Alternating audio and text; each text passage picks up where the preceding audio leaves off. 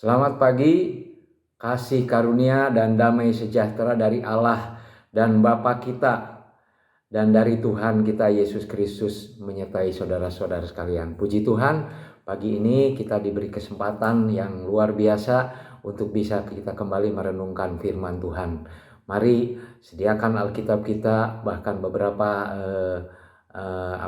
alat-alat tulis yang memungkinkan kita untuk belajar dan tidak melupakannya. Mari.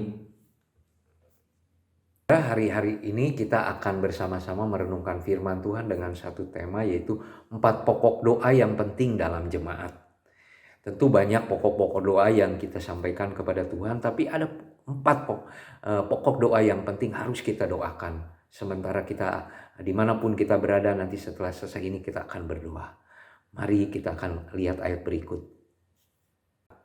Nah, saudara-saudara, kita kembali akan berdoa bersama-sama sebelum kita merenungkan firman Tuhan ini. Bapa, di dalam nama Tuhan Yesus kami mengucap syukur pada pagi ini kami kembali bisa bersama-sama datang kepadamu untuk merenungkan firman Tuhan. Kami berdoa biarlah Tuhan akan buka pikiran kami, hati kami, supaya kami memahami firman Tuhan. Kami percaya Roh Kudus yang memampukan pada kami. Ampunilah kesalahan kami, biarlah kami juga boleh menikmati pengampunan itu di dalam damai sejahtera-Mu, karena kami juga mengampuni orang yang bersalah kepada kami. Hari Tuhan, dalam nama Tuhan Yesus kami akan belajar, akan merenungkan firman Tuhan. Amin. Kita sebagai jemaat Tuhan, yang pertama saudara, kita akan melihat dikatakan di sini ini adalah doa Elisa, ya. Doa Elisa itu ditulis di dalam 2 Raja 6 ayat 17. Lalu berdoalah Elisa, "Ya Tuhan, bukalah kiranya matanya supaya ia melihat." Maka Tuhan membuka mata bujang itu sehingga ia melihat. Tampaklah gunung itu penuh dengan kuda dan kereta berapi di sekeliling Elisa. Nah, peristiwa ini adalah peristiwa di mana ketika Elisa dikepung oleh tentara Aram, ya. Dan kemudian bujangnya itu atau abdi daripada Elisa ini pagi-pagi itu melihat, wah, ternyata tempat mereka tinggal itu sudah dikepung. Tapi Elisa berkata kepada bujangnya ini bahwa yang menyertai kita lebih banyak daripada yang menyertai mereka. Tetapi mereka bujang ini tidak lihat apa-apa, ya. Kemudian Elisa berdoa. Dan kemudian ketika Elisa berdoa ini, apa yang didoakan supaya bujang ini bisa melihat, ya, perlindungan Tuhan atas mereka, ya, atas Elisa dan bujangnya ini. Dan dikatakan di sini, maka Tuhan membuka mata bujang itu sehingga ia melihat, tampaklah gunung itu penuh dengan kuda dan kereta berapi sekeliling Elisa. Jadi ini adalah perlindungan Tuhan bagi setiap anak-anaknya. Nah, saudara-saudara, ini penting buat kita doa supaya kita bisa melihat, ya. Barangkali kita sebagai anak-anak Tuhan tidak semua berkesempatan seperti bujang Elisa ini bisa melihat secara nyata gitu bahwa perlindungan Tuhan itu begitu luar biasa dengan malaikat-malaikatnya yang berpasukan itu. Dikatakan di sini penuh dengan kuda dan kereta berapi di sekeliling Elisa. Saudara, kegelisahan kita, kegelisahan jemaat, saudara dan saya akan teratasi manakala kita tahu bahwa Tuhan melindungi kita, ya. Dari apa saja, dari tipu muslihat iblis, dari kejahatan-kejahatan, dari berbagai hal, ya. Karena itu kita lihat di sini doa ini sangat penting, yaitu kita semua jemaat Tuhan itu bisa melihat dengan iman bahwa Tuhan itu melindungi kita dengan sepenuhnya. Jadi ini doa yang pertama, bukalah mata kami biar kami melihat. Saudara, dimanapun saudara sekarang berada, kita saling mendoakan untuk hal ini. Kita menyadari, saudara, biarlah menyadari betapa Tuhan melindungi kita. Dan saudara berdoa buat saya supaya saya juga menyadari betapa Tuhan itu melindungi kita dengan maksimal. Dan perlindungannya itu setiap hari, setiap saat, sepanjang waktu kehidupan kita. Tuhan melindungi kita.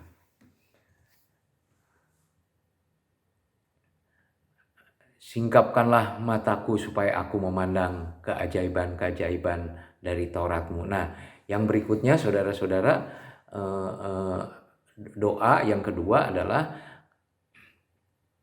yang sangat penting bagi kita, yaitu ketika kita membaca Alkitab, kita membaca firman Tuhan, kita bukan hanya tadi disingkapkan mata kita untuk melihat perlindungan Tuhan atas kita, sekarang kita juga disingkapkan mata kita supaya kita memandang keajaiban-keajaiban dari Taurat Tuhan atau dari firman Tuhan.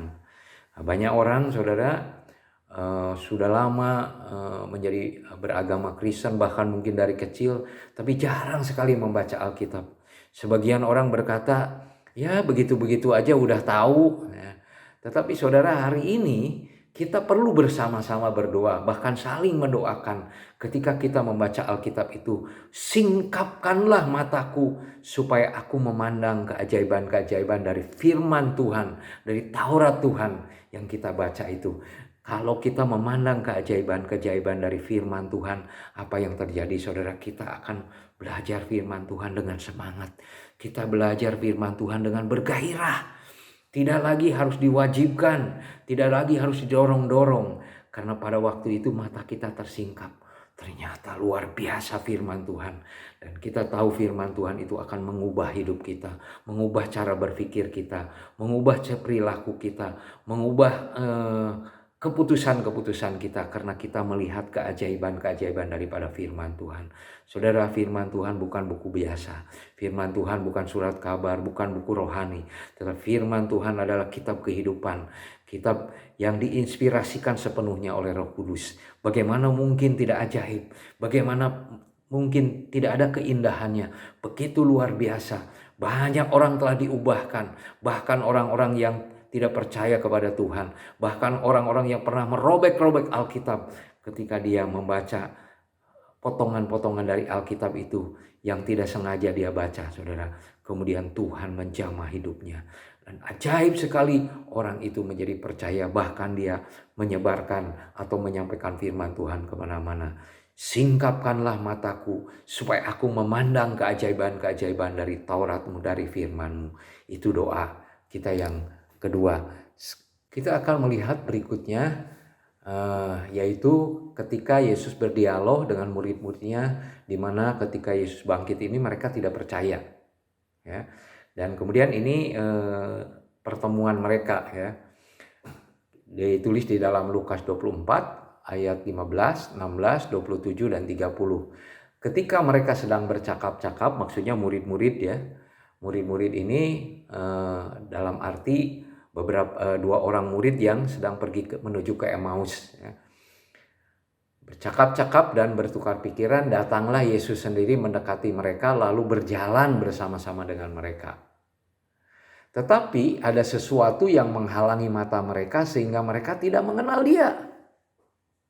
Ya.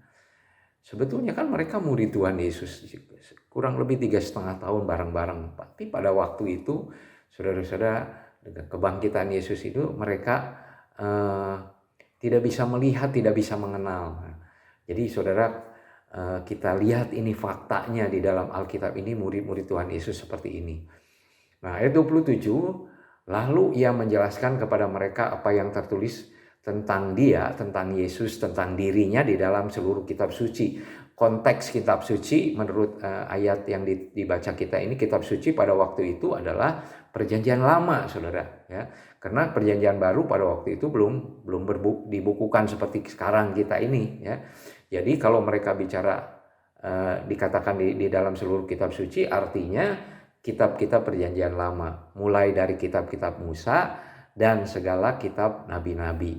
Nah, waktu ia duduk makan dengan mereka, waktu itu kemudian mereka sama-sama duduk makan, yaitu perjamuan kudus, saudara. Waktu ia duduk makan dengan mereka, ia mengambil roti, mengucap berkat, lalu memecah-mecahkannya dan memberikannya kepada mereka. Dan pada waktu itulah, saudara, kemudian Dikatakan oleh firman Tuhan, mata mereka terbuka. Jadi saudara, untuk memahami keajaiban-keajaiban firman Tuhan ini tidak serta-merta hanya dengan doa saja. Ya, kita lihat di sini ketika murid-murid tidak percaya itu, Yesus kemudian menerangkan kembali, menjelaskan kembali Alkitab. Kita menyadari saudara, kadang-kadang kita mungkin membaca ayat yang sama berulang-ulang, tapi ada satu saat ketika ada seseorang menerangkan, atau ada saat kita ketika itu merenungkan, baru kita memandang keajaiban firman Tuhan itu, dan kita berkata, amin Tuhan, terima kasih Tuhan. Kita bersyukur kepada Tuhan. Kenapa pada waktu itu Tuhan membukakan mata kita sehingga kita bisa memandang keajaiban dari firman Tuhan ini. Jadi saudara, sekali lagi murid 3,5 tahun yang sama-sama dengan Yesus pada waktu itu ketika dia bangkit tidak percaya. Tapi kemudian saudara, akhirnya Tuhan menjelaskan kembali firman Tuhan. Dan kemudian apa yang terjadi, mereka bisa memandang bahwa sungguh Yesus itu hidup. Nah demikian juga saudara, kita jangan bosan kalau kita mungkin belum mengerti, kita baca ulang. Kita berdoa sebelumnya, sebelum membaca Alkitab, minta hikmat dari Tuhan sehingga kita bisa memahami firman Tuhan. Kita tahu Alkitab begitu tebal saudara, dari Kejadian sampai Wahyu begitu banyak ayat.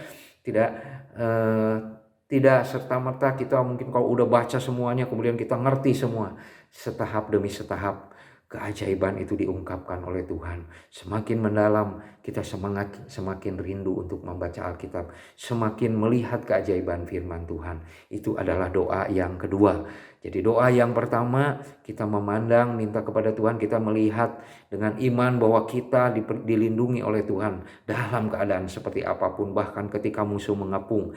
Yang kedua saudara, kita perlu berdoa supaya kita bisa memandang keajaiban firman Tuhan, keajaiban firman Tuhan.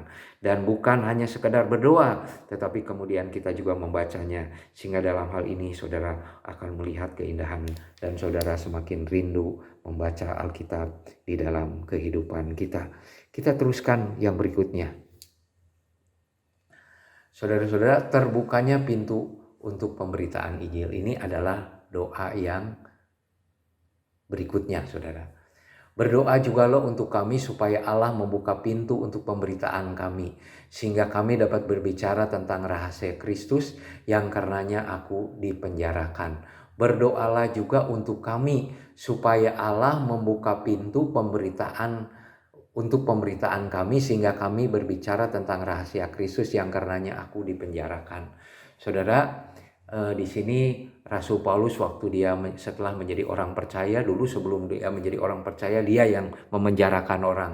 Setelah dia menjadi percaya, dia sekarang yang dipenjarakan. Dan dia berdoa waktu dia dipenjara, berdoalah juga untuk kami.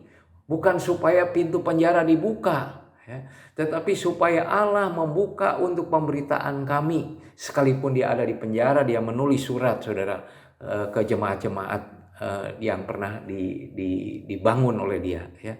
Sekali lagi dia berkata supaya Allah membuka pintu untuk pemberitaan kami, sehingga kami dapat berbicara tentang rahasia Kristus, bukan tentang kehebatan mereka, bukan tentang yang lain-lain saudara, bukan perolehan mereka, oh berkat ini berkat itu, bukan. Mereka mau supaya Tuhan membuka pintu pemberitaan supaya mereka bisa berbicara tentang rahasia Kristus. Bukankah Kristus adalah satunya juru selamat? Bukankah Kristus yang sudah mengampuni dosa kita? Bukankah Kristus yang memberikan damai sejahtera kepada kita? Bukankah Kristus yang sudah mati di atas kayu salib bagi dosa-dosa kita? Kita tidak begitu memahami keseluruhannya, tetapi kita tahu kasih Allah itu begitu besar saudara. Sebab itu sangat penting kita berdoa. Berbagai misi saudara di dunia ini sedang berlangsung, ke daerah-daerah terpencil, ke daerah-daerah yang dimana Injil belum pernah diberitakan, ke daerah-daerah yang dimana Kristus belum pernah didengarkan. Tetapi banyak orang, anak muda, orang tua, orang dewasa, bahkan di pasar-pasar, bahkan di tempat-tempat bergaul, orang tempat hangout yang sekarang ada, bahkan di media sosial kita saudara. Biarlah kita berdoa kepada Tuhan membukakan pintu untuk berbicara tentang rahasia Kristus. Supaya Kristus dikenal, lebih banyak orang yang percaya kepada Tuhan Yesus. Saudara-saudara, kalau kita berbicara soal ini sangat penting. Kita harus berdoa untuk itu. Sementara kita mendengarkan ini, saudara, ada orang mungkin yang sedang mengalami tantangan yang begitu luar biasa. Dia sedang menghadapi maut, diancam karena memberitakan Injil. Tetapi saudara-saudara, pintu itu saudara-saudara memang tidak mudah.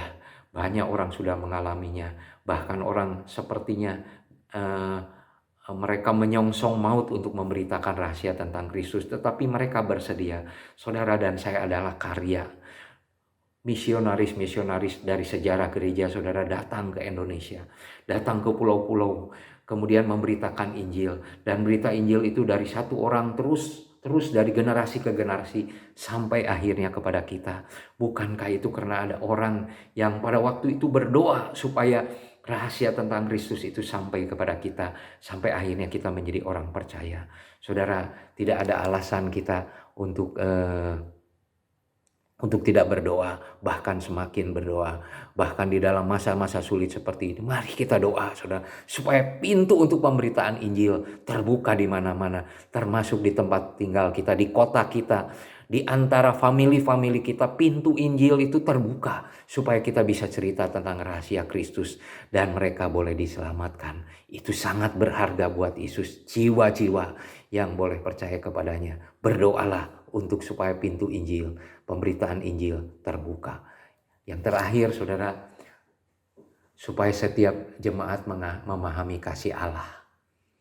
Kita lihat Efesus 3 ayat 18 dan 19. Aku berdoa supaya kamu bersama-sama dengan segala orang kudus dapat memahami betapa lebarnya, betapa panjangnya dan tingginya dalamnya kasih Kristus, dan dapat mengenal kasih itu sekalipun ia melampaui segala pengetahuan. Aku berdoa supaya kamu dipenuhi di dalam seluruh kepenuhan Allah. Saudara-saudara, ini doa yang berikutnya, yang keempat, saudara, ya. Kalau kita lihat di sini, aku berdoa supaya kamu bersama-sama dengan segala orang kudus dapat memahami betapa lebarnya, betapa panjangnya, betapa tingginya, betapa dalamnya kasih Kristus. Saudara, kita memahami kasih itu hanya satu. Yang pertama bisa kita pahami adalah salib. Dari salib itu kita paham betapa besarnya kasih Kristus. Dia sudah mati untuk dosa-dosa kita. Kita yang berdosa, dia sudah mati menanggung dosa kita. Gak ada kasih di dunia ini yang seperti itu. Ketika kasih Kristus dinyatakan kepada kita, dia membuka tangannya dengan lebar-lebar menyambut kita. Kita yang berdosa, kita yang kotor, dia buka untuk kita, saudara. Dia kasih kesempatan untuk kita datang kepadanya, dan kemudian kita diampuni, diperdamaikan oleh darahnya yang mahal, yang tercurah di atas kayu salib bagi kita, seperti darah anak domba Allah yang tidak bercacat. Jadi saudara-saudara, banyak jemaat mungkin dalam kesusahan mereka meninggalkan Kristus.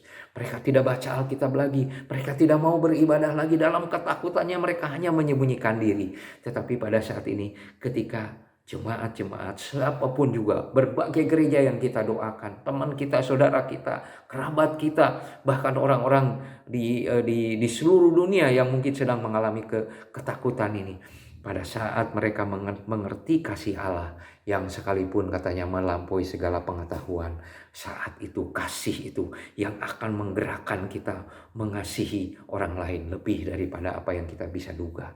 Kita begitu berkobar-kobar bagi Tuhan.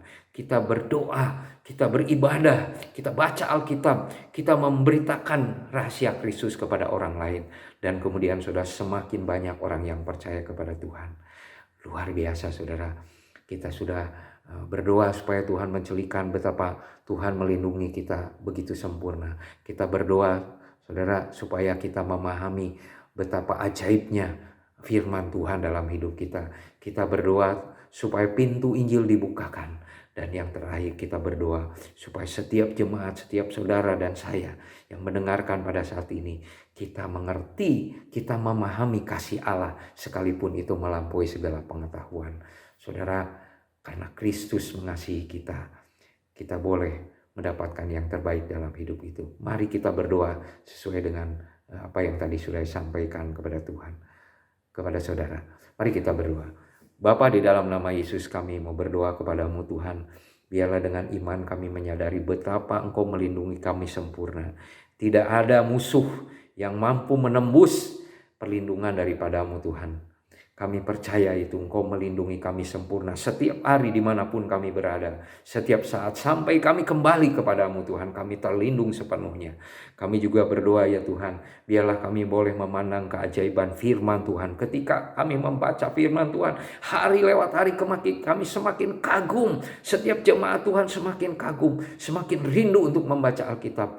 Dan sungguh-sungguh kami melihat keajaiban itu dalam hidup kami, dalam hidup orang-orang yang menghayati firman Tuhan. Kami juga berdoa ya Tuhan, supaya pintu Injil dibukakan di mana-mana tempat Tuhan, di kota Bandung ini, di provinsi Jawa Barat ini, di Indonesia, di luar Indonesia, di berbagai benua Tuhan. Biarlah pintu Injil dibukakan di tempat suku-suku yang terpencil, yang tidak terjamah Tuhan oleh Injil. Pada saat ini biarlah melalui hamba-hamba Tuhan yang dipanggil oleh Tuhan, pintu Injil boleh terbuka dan rahasia Kristus boleh disampaikan. Sehingga lebih banyak orang yang percaya kepadamu, lebih banyak orang yang diselamatkan, lebih banyak orang yang diampuni. Kami juga berdoa Tuhan, biarlah kami melihat, bisa memandang betapa luar biasanya kasih Tuhan. Betapa panjangnya, betapa lebarnya, betapa tingginya, betapa dalamnya kasih Tuhan. Supaya kami lebih mencintai Tuhan, lebih mencintai jemaat Tuhan, lebih mencintai sesama. Karena kami melihat bagaimana kasih Tuhan telah dicurahkan kepada kami. Ya Tuhan Yesus, kami tahu ketika kami menyadari kasih-Mu, tidak ada hal yang bisa kami berikan melebihi apa yang sudah Engkau berikan kepada kami. Engkau sudah rela mati di atas kayu salib menanggung dosa-dosa kami. Dan kami boleh diselamatkan, kami boleh diampuni, kami boleh menerima karunia Roh Kudus, sehingga hidup kami tidak sendiri tetapi setiap hari bersama dengan Tuhan. Terima kasih Tuhan untuk renungan pada pagi hari ini. Kami percaya Engkau memberkati setiap saudara kami dimanapun kami berada. Berkat Tuhan atas kami, kasih karunia Tuhan atas kami. Dalam nama Tuhan Yesus kami berdoa. Amin.